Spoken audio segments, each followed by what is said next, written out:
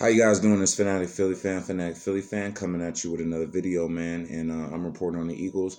I'm sorry it took I always say this every video. I feel like it took so long for me to do another video, man. I work two jobs. It's really hard, man. And so I'm gonna be going over a lot of stuff that a lot of people already went through, and I'm gonna go through it quick. Um, Orlando Scandrick was signed recently. He's an ex-Cowboy, man. So I don't really have any respect for him. I don't really like him. I don't like any ex-Cowboy. Uh, He has decent hands. He gets burned in coverage when he's a corner, and they play him as safety a lot too. I feel he's a better safety. When he gave McNabb some problems. He picked McNabb up quite a few times from the safety position, but he gets burned when he plays corner. So, and that's what we brought him into play. So that's what I'm worried about. I know Orlando Scandrick very well because he used to go against us. He used to be on he used to be on the Dallas Cowboys for at least like 6 years or something, I think. And so we know him all too well. I don't really like him being on our team, to be honest. I don't really care for him. But I think we definitely are going to trade a corner.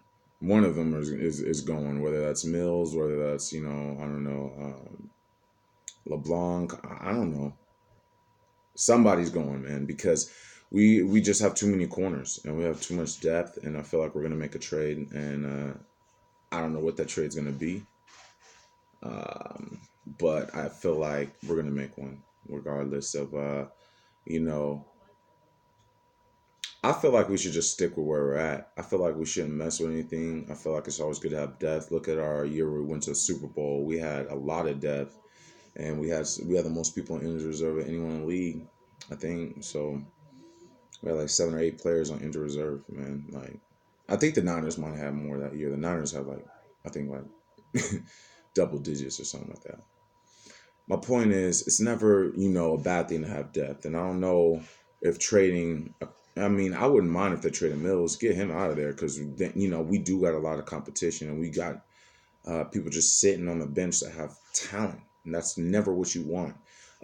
Especially if you're paying them, you want to be winning with them, or you want to just be maximizing another weakness of our team, which I think is our linebacking core. I think it's only subpar. I think it's a C+ linebacking core at best. Besides Nigel Bradham and Gary, I mean, who do we have really? Um, I know we got the linebacker from the Redskins. I'm forgetting his name right now, but besides them two, who do we have? We have some unproven guys, and then they come in and prove some stuff to us. So I just worry about that. Linebackers are one of the more important positions in the league. You can't really hide. You can't really hide linebackers that much. If one of them gets injured, I'm worried, man. If Nigel Bryden gets injured, I'm worried, man. But if everyone's healthy, we should be okay. See, we've had the injury bug the last 2 years really bad, man. The last 2 years almost been identical. We get injured in our secondary, but still find a way to pull through, and that happened our Super Bowl run too. Um, we've been injured a lot. Not just Carson Wentz. This whole team's been injured the last 3 years a lot. Um, so I'm hoping that could change. They said Carson Wentz is looking good, man, and I'm so excited for the season, man. And I just want to say, man, everybody keeps talking about Miles Sanders, and I feel like me and Philly 500 have been on this before anyone else. I haven't been making videos as long as Philly 500, but he'll vouch that I've been saying on his channel since when we drafted him that I was excited about this pick. I remember watching Philly 500's live stream on that, actually, when he was watching. He actually predicted it. And he got so excited. I remember commenting like, yeah, man, I feel like he's going to be the next LeSean McCoy. And ever since then, a lot of people have agreed with me, man. And I just want people in the comment section to let me know what you think. I feel like he's our next LeSean McCoy. Um, a subscriber of mine made a good comment. He said that it reminds him of Brian Westbrook. And I'm not mad at that at all. Brian Westbrook's a Hall of Famer in my opinion.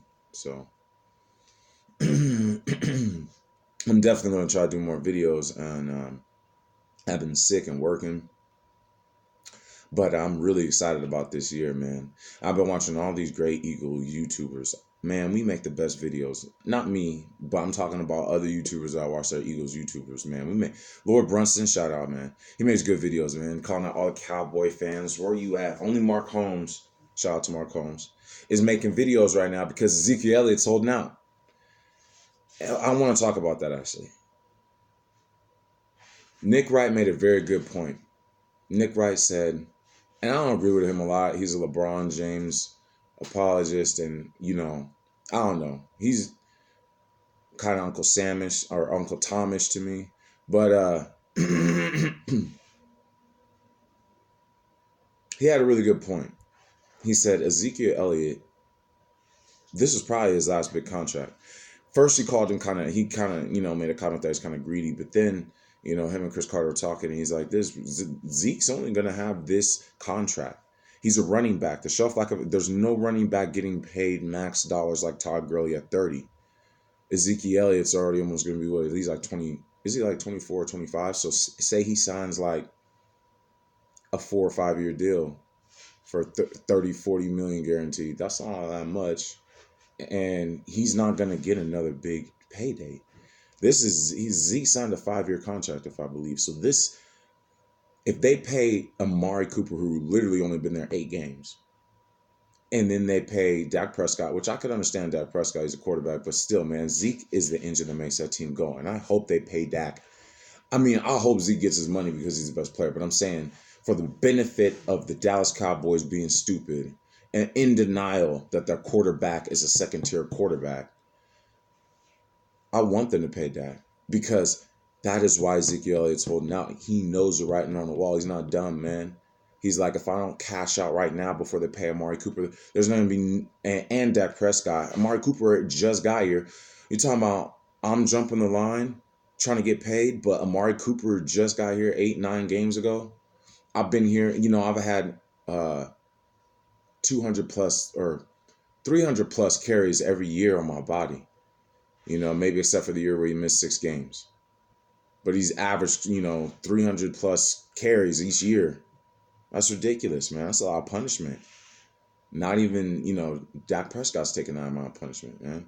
And he's getting you 4.5, 0.46, 0.47 yards per carry, man. Led the league 2 out of 3 years, and the only year he didn't is when he was suspended for 6 games. And we saw what the Dallas Cowboys looked like and what Dak Prescott looked like in those 6 games. Double the amount of interceptions as touchdowns. So I don't even want to go there, man. This is Zeke's last chance to get paid. And if they pay Amari Cooper and Dak Prescott first, what does that leave him with? Nothing but crumbs. Definitely not even close to Todd Gurley money. And there's an article someone showed me that actually says Jerry Jones talking about it's going to start at Todd Gurley money and obviously go up when they brought the Zeke contract. And then obviously we know Stephen Jones said we have a couple years to talk about that and try to come out and, wax it over and be like, nah, we have a couple years to talk about that because he knew Jerry Jones put his foot in his mouth. I just love it, man. I love it, man. I love it. But I hope Ezekiel Elliott is there, at least when they play us. I feel like he really might miss a couple of games, and if they start to lose, it'll be just like the Emmitt Smith situation, man. I really feel like it'll be identical almost. Because as much as I don't like to admit it, Dallas is a good team. We're better. I believe full-heartedly we're better. But they're a good team. And if we are out of the mix, I could see them doing something for the NFC. So my thing is, let's not give them any chance. And let's just put our foot on their neck, whether Ezekiel is in there or not. Let's just put our foot on their neck, which we'll do the first game. I can't wait, man. The offseason shaping up great, man. Carson Wentz looks strong. Everybody's talking about D-Jack and the connection, man. Shout out to all my subscribers. I just want to say thank you. I'm trying to get to 150 before the season starts. I know that's not, in some people's eyes, the biggest goal, but that for me is a big goal. I just started about 3 weeks ago doing videos, so I would like to get to 150 subscribers and start going live. I'm very energetic. One of my favorite people to watch is Philly 500 go live, man, because he's energetic. But watch me on a live stream. I'm going to try to get a hold of the Philly 500 and see if he'll do a live stream with me. That would be my dream come true. So that would be awesome. But I want to let you guys know that I will be doing more videos more often. I'm sorry it took so long, but just random thoughts about the Eagles, man. I'm happy for the soft season, man. I really don't feel like we have that much weaknesses outside of linebacker, and I can't wait. I can't wait, man. I keep thinking about that game against Chicago, man, coming up this year. I feel like that's going to be a pivotal game for some reason. I don't know why, but I want to be the first person to talk about it if I'm right. Because both of us have something to play for. That's the game that we won in their building. And it was a close game with Nick Foles. And I feel like this is not Carson Wentz's team. And we're going to try to prove. I want Carson Wentz to at least get a playoff win. If we get a playoff win and we don't win a Super Bowl, that's fine. I want Carson Wentz to get a playoff win.